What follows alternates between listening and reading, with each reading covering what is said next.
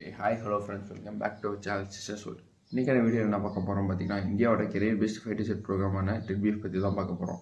உங்கள் எல்லாத்துக்குமே நல்லா தெரியும், இந்தியா கிட்ட 2 ஏர்க்ராஃப்ட் கேரியர்ஸ் இருக்குது. INS Vikrant and INS Vikramaditya. இது மட்டும் இல்லாமல் இந்தியன் நேவிக்கு சொந்தமான நிறைய ஏர்பேசஸ் இருக்குது.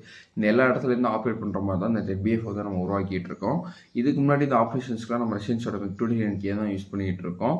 அண்ட் அடிஷனலாக 26 ரஃபேல் எம்ஸ் வந்து ஆர்டர் பண்ணிட்டோம் ஐஎன்எஸ் விக்ராந்த் வந்து ஆப்ரேட் பண்ணுற மாதிரி.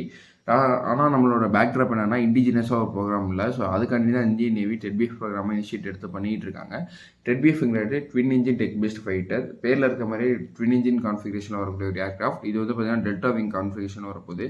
இது ஒரு 4.5+ ஜெனரேஷன் ஏர்க்ராஃப்டாக தான் வெளில வரப்போ ரோல் அவுட் ஆக போகுது. இதோட ஸ்பீட் வந்து பார்த்தீங்கன்னா மேக் 1.6 1.8 அண்ட் பேலோட கெப்பாசிட்டி பார்த்தீங்கன்னா 6.5 tons வரப்போகுது. இதில் நம்ம யூஸ் பண்ணக்கூடிய இன்ஜின் வந்து பார்த்தீங்கன்னா GE-F414 இப்போதைக்கு யூஸ் பண்ண போகிறோம். இன் ஃபியூச்சரில் நம்ம ரோல்ஸ் ராய்ஸோடையோ இல்லை வந்து சாஃப்ரானோடையோ டீல் பண்ணி ஒரு 120 kN இன்ஜின் வந்து பார்த்திங்கன்னா AMCA-க்காண்டி டெவலப் பண்ண போகிறோம். அந்த இன்ஜினை தான் நம்ம இதுலேயும் யூஸ் பண்ண போகிறோம். ஸோ அந்த இன்ஜின் வந்ததுக்கப்புறம் அந்த இன்ஜின் வந்து நம்மளோட டெட்பிஎஃப்ல வரப்போகுது. ஸோ இந்த டெட்பிஎஃபோட ப்ரோட்டோடைப் ரோல் வந்து பார்த்திங்கன்னா 2027 இருக்கலாம். ஃபஸ்ட் ஃப்ளைட் வந்து பார்த்திங்கன்னா 2028 இருக்கிறதுக்கான சான்சஸ் இருக்குது. இண்டக்ஷன் 2031 ஸ்டார்ட் ஆயிரும். ஆல்மோஸ்ட் 140 ஏர்க்ராஃப்ட்ஸ் வந்து இந்தியன் நேவிக்கு மட்டும் தேவைப்படுது. இது இந்தியன் ஏர்ஃபோர்ஸ்லேயும் இண்டக்ட் பண்ணலாம். ஏன் அப்படி சொல்கிறேன்னு பார்த்தீங்கன்னா, உங்களுக்கு தெரியுமா தெரியலன்னு தெரில, ரஃபேல்ஸ் வந்து பார்த்திங்கன்னா கெரியருக்காண்டி டெவலப் பண்ண ஒரு ஏர்க்ராஃப்ட் தான்.